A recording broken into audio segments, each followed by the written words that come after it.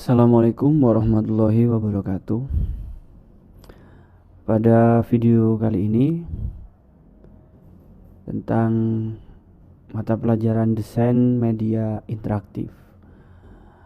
Video ini membahas tentang desain atau perancangan alur untuk multimedia interaktif. Ya. Seperti apa desain atau perancangan alur untuk multimedia interaktif? Mari kita pahami bersama. Dan kalau memang kalian belum like video ini, silahkan di like, dan belum subscribe juga silahkan di subscribe. Jangan lupa tekan tombol loncengnya agar kalian selalu mendapatkan pembaruan video dari channel Miftah Febriansyah. Ya. Yang pertama, alur pembuatan desain media interaktif. Di sini saya menerapkan atau mengambil contoh metode, yaitu metode waterfall. Metode waterfall ini adalah metode yang sering digunakan untuk pembuatan sebuah media interaktif atau pembuatan aplikasi, game, dan yang lain-lain. Nah, di sini metodenya seperti apa? Namanya saja sudah bisa dibilang waterfall, seperti air terjun. Dimulai dari analisis atau analisa kebutuhan. Setelah analisa kebutuhan selesai, baru beranjak ke selanjutnya, yaitu desain sistem. Setelah desain sistem selesai, baru masuk ke tahap berikutnya, yaitu penulisan kode program. Apabila penulisan kode program sudah selesai, maka sebuah multimedia interaktif atau media interaktif dapat diuji coba. Jadi apapun itu, entah itu media interaktif atau sebuah aplikasi game atau aplikasi, setelah menuliskan kode program, memberikan kode-kode pemrograman pada media interaktif tersebut atau aplikasi atau game tersebut, maka langkah selanjutnya adalah menguji program. Nah, setelah diuji programnya, dilanjutkan adalah penerapan program dan pemeliharaan. Jadi setelah diuji, kalau memang sudah fix atau sudah dirasa oke atau bagus, sudah tidak ada kendala lagi, maka tahap terakhir adalah mengimplementasikan program tersebut. Dan selain itu, pemeliharaan. Nah, pemeliharaan itu maksudnya kita mengembangkan lagi program-program yang sudah kita buat. Nah, maka selanjutnya saya akan menjelaskan cara lebih rinci lagi, mulai dari analisa kebutuhan. Nah, analisa kebutuhan ini apa? Pada tahap ini, pengembang harus mengetahui seluruh informasi mengenai kebutuhan software, seperti kegunaan software yang diinginkan oleh pengguna dan batasan software. Informasi tersebut biasanya diperoleh dari wawancara, survei, ataupun diskusi. Setelah itu, informasi dianalisis sehingga mendapatkan data-data yang lengkap mengenai kebutuhan pengguna akan software yang dikembangkan. Jadi sebelum membuat sebuah media interaktif, saya ambil contoh media interaktif saja ya. Media interaktif tentang perakitan komputer. Nah, pada materi perakitan komputer itu apa saja yang akan dijelaskan? Nah, kita bisa mewawancarai guru perakitan komputer. Apa yang akan dimasukkan dalam media interaktif perakitan komputer tersebut? Kalau memang perakitan komputer tentang perangkat input dan perangkat output. Nah, apa saja kita bisa menanyakan ke guru yang bersangkutan, atau kita mencari informasi-informasi tentang perangkat input dan output. Selanjutnya, tahapan desain sistem. Nah, desain sistem. Desain dilakukan sebelum proses coding dimulai. Ini bertujuan untuk memberikan gambaran lengkap tentang apa yang harus dikerjakan dan bagaimana tampilan sebuah sistem yang diinginkan, sehingga membantu menspesifikasikan kebutuhan hardware dan sistem, juga mendefinisikan arsitektur sistem yang akan dibuat secara keseluruhan. Nah, maksudnya desain ini mulai dari sistemnya seperti apa, bisa masuk ke tampilan juga bisa sistemnya. Oh, setelah diklik A, maka klik tombol A, maka akan lari kemana tombol tersebut, ke halaman apa. Nah, itu masuk pada desain sistem. Selanjutnya adalah penulisan kode program. Nah, kita sudah pasti tahu semua penulisan kode program, tidak jauh-jauh dengan yang namanya kode program. Proses penulisan kode program ada di tahap ini. Pembuatan software akan dipecah menjadi modul-modul kecil yang nantinya akan digabungkan dalam tahap selanjutnya. Dalam tahap ini juga akan dilakukan pemeriksaan lebih dalam terhadap modul yang sudah dibuat, apakah sudah memenuhi fungsi yang diinginkan atau belum. Jadi maksudnya penulisan kode program ini simpelnya atau gampangnya, dari desain yang sudah kita buat, mulai desain halaman, desain sistemnya, nah maka dibuatlah sebuah kode yang bertujuan untuk mengkoneksikan antara halaman pada tiap-tiap halaman yang ada. Contohnya tombol A tidak akan bisa, saat diklik tidak akan bisa berpindah ke halaman berikutnya apabila tidak ada kode program pada tombol tersebut. Jadi yang menghandle atau yang mengeksekusi adalah kode program itu sendiri. Nah, selanjutnya adalah pengujian program. Pada tahap keempat ini akan dilakukan penggabungan modul-modul yang sudah dibuat sebelumnya. Setelah itu akan dilakukan pengujian yang bertujuan untuk mengetahui apakah software sudah sesuai desain yang diinginkan dan apakah masih ada kesalahan atau tidak. Jadi setelah ditulis kode programnya, maka diuji program tersebut atau desain atau multimedia interaktifnya. Jadi kalau memang masih ada kesalahan atau masih ada yang tidak bisa, katakan di situ ada tombol A, diklik yang harusnya dia pergi ke halaman A malah tidak ke halaman A, ya itu bisa dikatakan masih error aplikasinya. Jadi fungsi dari tujuan pengujian ini adalah kita menguji coba sebuah aplikasinya, apakah aplikasi ini sudah lolos tanpa ada error atau masih ada error. Setelah itu penerapan dan pemeliharaan. Penerapan dan pemeliharaan merupakan tahap terakhir dari metode pengembangan waterfall. Di sini software yang sudah jadi akan dijalankan atau dioperasikan oleh pengguna. Di samping itu dilakukan pula pemeliharaan yang termasuk perbaikan kesalahan, perbaikan implementasi unit sistem, peningkatan jasa sistem sesuai kebutuhan yang baru. Jadi selalu diupdate dan diupdate. Itu maksudnya pemeliharaan. Nah, sesuai dengan metode waterfall tadi, apa yang harus kita lakukan? Nah, lebih rincinya, pada saat analisis kebutuhan kita harus mewawancarai tadi. Setelah mewawancarai, ini sudah masuk ke studi kasusnya lah katakan. Setelah mewawancarai, kita ambil referensi-referensi apa saja yang harus dimasukkan, materi-materi apa saja yang harus dimasukkan dalam membuat sebuah media pembelajaran interaktif yang berjudul, yang bertema komputer dan jaringan dasar atau perakitan komputer lah.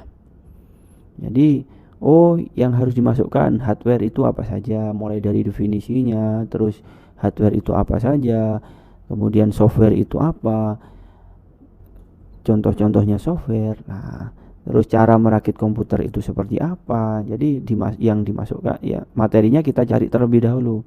Nah, setelah kita cari dan kita mewawancarai orang yang lebih ahli, selanjutnya masuk ke desain. Nah, desain ini ada beberapa yang harus kita kerjakan, mulai dari pembuatan storyboard. Kalau yang tadi itu adalah penjelasannya, kalau ini apa yang harus kita lakukan pada tahapan desain? Nah, pada tahapan desain kita harus membuat storyboard. Yang kedua, menentukan desain GUI atau Graphic User Interface. Yang keempat, membuat rancangan tampilan. Maaf, yang ketiga ya, membuat rancangan tampilan. Nah, selanjutnya untuk pembuatan storyboard, seperti apa sih storyboardnya? Apakah sama storyboard desain media interaktif dengan storyboard animasi? Nah, setelah ini akan kita jelaskan storyboard itu seperti apa. Yang jelas storyboard itu adalah sesuatu hal yang penting dalam pembuatan desain multimedia interaktif. Nah, storyboard dibagi menjadi dua. Ada yang kartu dan ada jenis storyboard yang kolom. Yang kartu seperti apa? Nah, ini dia yang kartu. Di sini terdapat kotak dan ada tulisan visual. Maksudnya apa visual ini? Dan juga di sini audio. Di sini ada catatan. Ada nomor frame atau slide. Nah, kita pahami saya jelaskan seperti ini. Visual ini adalah bentuk visualisasi atau tampilan yang akan dibuat. Jadi ini tampilannya seperti apa? Apakah tampilannya bentuk tombol-tombol atau hanya satu tombol, kemudian seperti apa? Itu dimasukkan di dalam visualnya. Jadi yang bisa dilihat. Setelah itu catatan. Nah, catatan ini keterangannya. Keterangan dari visual ini yang menjelaskan dari sisi visual. Kemudian audio. Nah, audio ini maksudnya ada atau tidak musik, background atau narasi dalam sebuah multimedia interaktif itu sendiri. Nah, selanjutnya ada yang jenis kolom. Di sini ada nomor keterangan visual audio. Nah, kita kasih nomor 1, nomor 2, kemudian keterangannya. Nah, keterangan ini setelah ini saya berikan contohnya saja. Ya, visual mungkin sama kayak yang tadi. Visualnya seperti apa, audio sama. Jadi hanya bentuknya saja yang berbeda antara kartu dan kolom. Kalau kartu satu persatu seperti ini. Kalau kolom langsung dibuat sebuah kolom. Nah, berikut merupakan contohnya. Nah, di sini ada keterangan nomor 1, nomor 2, nomor 3, nomor 4. Nah, keterangan opening. Nah, berarti pertama opening. Openingnya animasi visualisasi dari opening itu seperti apa? Nah, visualisasi atau tampilannya adalah animasi hitung mundur dari 10, 9, 8 sampai selesai. Kemudian audionya musik pembuka. Kemudian keterangan masuk lagi ke yang kedua, halaman paling depan. Contohnya tertulis selamat datang dalam penjelajahan dunia matematika yang menyenangkan. Kemudian langsung lanjut. Ini mungkin animasi juga. Nah, di sini ada narasi. Nah, narasinya sesuai dengan tulisan. Apakah boleh tidak seperti ini? Boleh. Ini kan hanya contoh. Kemudian ke ketiga, judul. Ada program linear, musik latarnya seperti apa? Atau kalau memang menggunakan narasi ya, menggunakan narasi. Selanjutnya masuk ke menu utama. Nah, di menu utama ada judul di atas contohnya. Kemudian di bawahnya ada menu-menu lagi, ada standar kompetensi, sejarah matematika, petunjuk materi dan kuis. Nah, di sini ada tulisannya visualnya animation button and transition. Jadi fungsinya ini adalah memvisualisasikan. Dan di sini adalah ini ada di halaman apa keterangan ini. Ini keterangan ini maksudnya tombol-tombol yang ada di visual ini ada di halaman apa? Oh, di sini ada di halaman menu utama. Kemudian audionya. Audionya seperti apa? Kalau memang menggunakan background musik ya tinggal diberi saja background musik apa judulnya. Kalau memang di sini tombolnya menggunakan sound effect ya kasih efek button apa seperti itu. Namun sebelum kita masuk ke desain Nah, setelah membuat storyboard selesai, kita menentukan desain GUI. Nah, namun sebelum masuk ke desain GUI, kita harus memahami prinsip desain dengan media warna dan elemen. Nah, ini ada 6 prinsip desain itu. Sebelum membuat desain GUI, alangkah lebih baik kita harus memahami prinsip desain. Nah, ini prinsip desain ini tidak hanya digunakan untuk multimedia interaktif, tapi desain-desain apapun itu. Dalam artian kita mendesain sebuah banner, ya prinsip ini juga diterapkan. Di sini ada 6, yaitu balance atau keseimbangan, emphasis adalah atau penekanan, harmoni atau keselarasan, proporsi, keseimbangan, ritme atau irama, unite atau kesatuan. Nah, apa sih balance itu? Balance itu keseluruhan komponen-komponen desain harus tampil seimbang, tidak berat sebelah. Desainer harus memadukan keseimbangan antara tulisan, warna ataupun gambar sehingga tidak muncul kesan berat sebelah. Nah, di sini sudah ada contohnya. Kita lihat keseimbangan. Di sini dicontohkannya keseimbangan warna, tidak nabrak warnanya. Jadi warnanya itu seimbang antara warna background, warna yang kuning dan warna hitamnya ini seimbang. Jadi itu salah satunya adalah prinsip desain, yaitu balance. Selanjutnya ada emphasis. Apa sih emphasis itu? Nah, setiap bentuk desain ada hal yang perlu ditonjolkan lebih dari yang lain.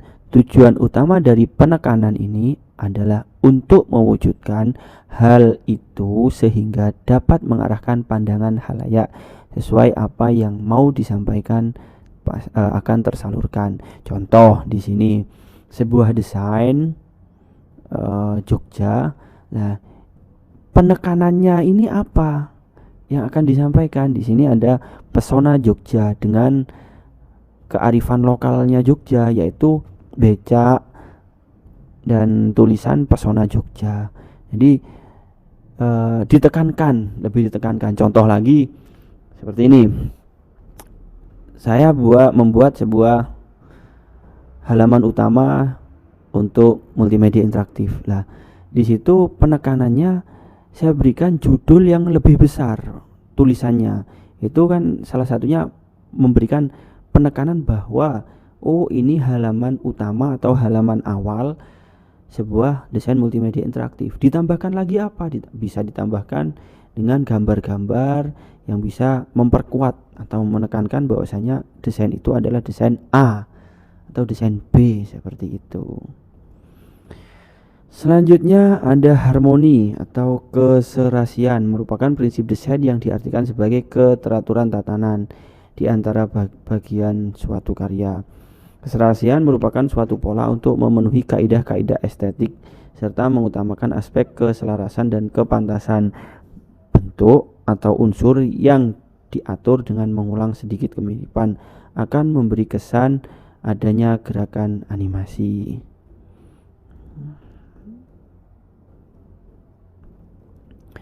Selanjutnya adalah proporsi. Proporsi merupakan hubungan perbandingan antara bagian yang satu dengan bagian yang lain atau dengan elemen keseluruhan. Jadi kita bisa melihat bagian yang satu dengan bagian yang lain ini tidak saling tumpang tindih. Jadi terlihat menyatu seperti itu. Selanjutnya adalah ritme. Ritme berwujud abstrak dan hanya dapat dirasakan. Ritme terjadi adanya pengulangan pada bidang atau ruang yang menyebabkan perasaan kita terjadi adanya gerakan atau getaran atau perpindahan dari unsur satu ke unsur lain. Irama terjadi karena adanya gerakan dan pengulangan yang mengajak mata melihat untuk mengikuti arah gerakan yang terjadi pada sebuah karya. Nah, ini contohnya ritme. Jadi ini diulang. Jadi seakan-akan terlihat seperti ada gerakan seperti itu. Padahal ya gambarnya diam saja. Dan yang terakhir adalah unite, kesatuan merupakan sesuatu yang memberikan kesan adanya keterpaduan tiap unsurnya. Hal ini tergantung pada bagaimana suatu bagian menunjang bagian yang lain secara selaras sehingga terlihat seperti sebuah benda yang utuh, tidak terpisah-pisah. Nah, kita bisa lihat contoh dari sebuah banner yang flyer yang ini, antara satu dengan yang lain terlihat menyatu. Jadi lebih enak dipandang. Di sebelum membuat sebuah desain, kita harus tahu prinsip desain itu seperti apa. Nah, yang tadi itu ada 6 prinsip desain.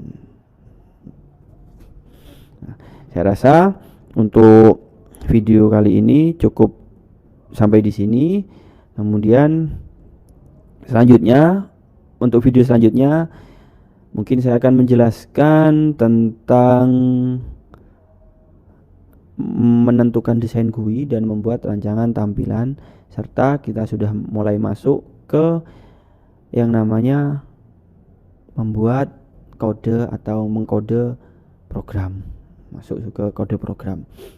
Jadi sebelum masuk ke kode program, ada lagi satu tahapan yang harus kita selesaikan, yaitu membuat struktur navigasi atau bisa dibilang flowchart ya.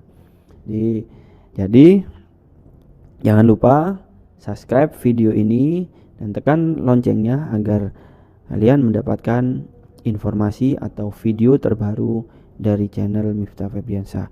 Terima kasih. Assalamualaikum warahmatullahi wabarakatuh.